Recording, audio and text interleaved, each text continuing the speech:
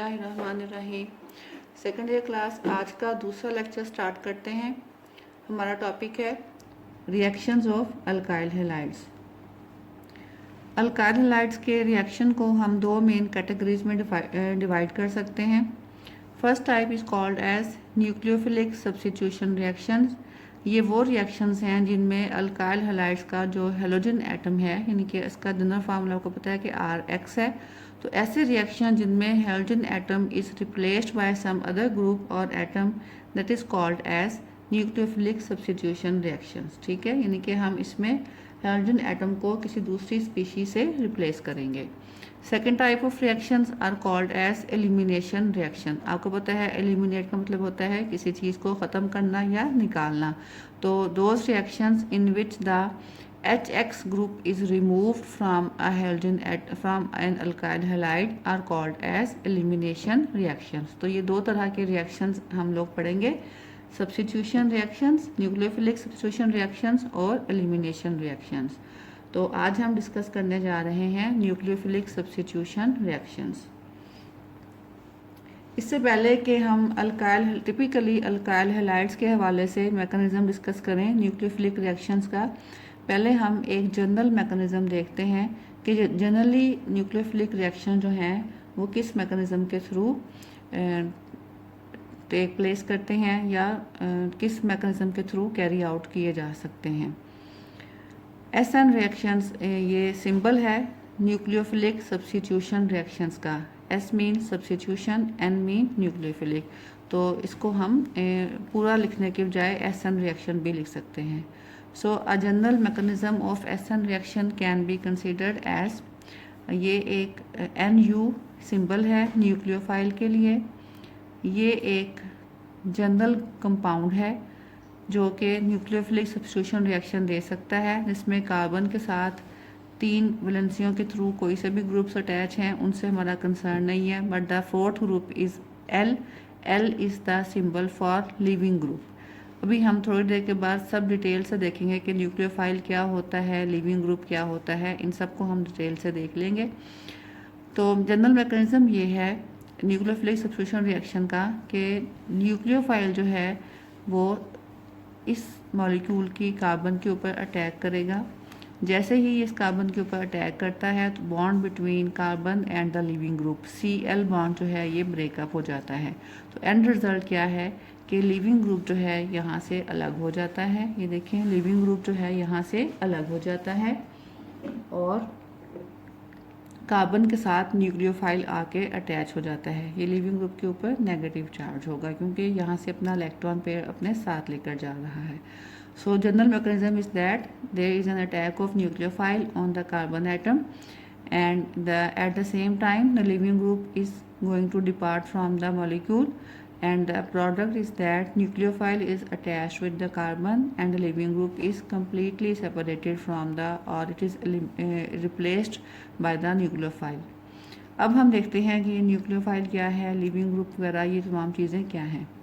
Nucleophile हम जैसा कि पहले भी डिस्कस कर चुके हैं that it is a species which can be regarded as nucleus loving, यानी एक ऐसा एटम या ग्रुप ऑफ एटम्स जो कि पॉजिटिव चार्ज की तलाश में हो या जो पॉजिटिव चार्ज के साथ मिलना पसंद करता हो।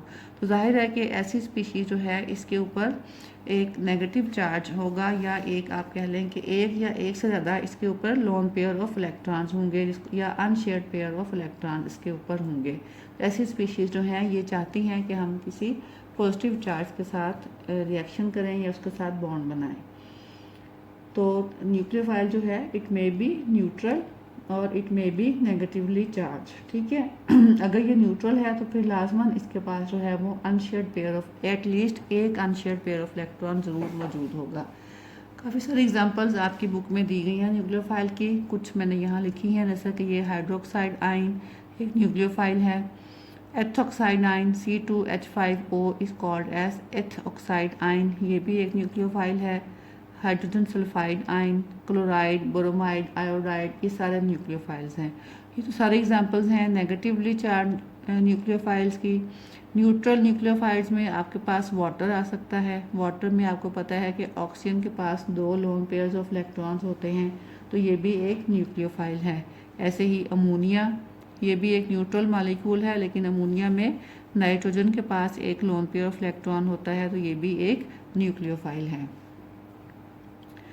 उसके बाद दूसरी टर्म है इलेक्ट्रोफाइल। इलेक्ट्रोफाइल क्या था, यहाँ पे जिस चीज़ के ऊपर न्यूक्लियोफाइल ने अटैक किया वो लाजमन इलेक्ट्रोफाइल होगा। तो यहाँ पे न्यूक्लियोफाइल ने अटैक किया था इस कार्बन एटम पे, तो ये जो कार्बन है यहाँ पे ये इलेक्ट्रोफाइल है। इलेक्ट्रोफाइल का मतलब क्या है, इलेक्ट्रॉन लविंग, यानी कि ऐसी स्पीशी जिसके पास इलेक्ट्रॉन्स की शॉर्टेज होगी, तो वो किसी भी इलेक्ट्रॉन के साथ अटैच होना पसंद करेगी, इलेक्ट्रॉन की तलाश में होगी, उसको हम कहेंगे इलेक्ट्रोफाइल। तो अल्काइल हैलाइड्स में आपके पास जो कार्बन एटम है जो कि डायरेक्टली अटैच है हाइड्रोजन एटम के साथ, क्योंकि हमने पहले ही बात की कि इसके ऊपर जो है वो पार्शियल पॉजिटिव चार्ज होता है, तो ये एक इलेक्ट्रोफाइल होता है। अगर आप टिपिकली अल्काइल हैलाइड के हवाले से देखें तो अल्काइल हैलाइड में वो वाला कार्बन जो डायरेक्टली अटैच्ड है हाइड्रोजन एटम से, that will be an electrophile. तो इलेक्ट्रोफाइल को आप डिफाइन कैसे करेंगे, the species which attracts electron is called as electrophile. Electrophile जो है वो न्यूट्रल भी हो सकता है और वो पॉजिटिवली चार्ज भी हो सकता है। न्यूक्लियोफाइल जो है वो नेगेटिवली चार्ज और न्यूट्रल होते हैं। इलेक्ट्रोफाइल जो हैं वो पॉजिटिवली चार्ज हो सकते हैं या न्यूट्रल हो सकते हैं। उसके बाद अगला जो टर्म हमें देखनी है वो है लीविंग ग्रुप। ये जो हमने ऊपर इक्वेशन में एल से जो ग्रुप हमने सिंबलाइज किया था, that group is called as leaving group. Leaving group क्या है, लीविंग ग्रुप भी एक न्यूक्लियोफाइल ही होता है, लेकिन इसको हम लीविंग ग्रुप क्यों कहते हैं, क्योंकि ये मॉलिक्यूल से अलग हो जाता है, मॉलिक्यूल को छोड़कर चला जाता है। जैसे आप यहाँ पे देख रहे हैं ये अपने मॉलिक्यूल से अलग हो गया है, तो इसको छोड़ गया है, that's why it is called as a leaving group. तो आपने याद रखना है कि न्यूक्लियोफिलिक सब्स्टिट्यूशन रिएक्शंस में लिविंग ग्रुप जो है वो भी एक न्यूक्लियोफाइल ही होता है। अटैक करने वाला ग्रुप भी न्यूक्लियोफाइल है, मॉलिक्यूल को लीव करके जाने वाला, छोड़ कर जाने वाला ग्रुप भी एक न्यूक्लियोफाइल है। लेकिन डिफरेंस क्या है दोनों में, अटैकिंग न्यूक्लियोफाइल जो है वो हमेशा लिविंग ग्रुप के मुकाबले में ज़्यादा स्ट्रॉन्ग होता है, इसीलिए वो लिविंग ग्रुप को मॉलिक्यूल से बाहर निकलने पर मजबूर करता है। अब लिविंग ग्रुप जो है वो भी कई तरह के हो सकते हैं। हम कुछ लिविंग ग्रुप्स जो कि आसानी से मॉलिक्यूल को छोड़ देते हैं, हम उनको कहेंगे कि that they are good leaving groups. For example chloride, bromide, iodide, bisulphate ions, ये जो है ये अच्छे लिविंग ग्रुप्स हैं जो कि आसानी से मॉलिक्यूल से अलग हो जाते हैं।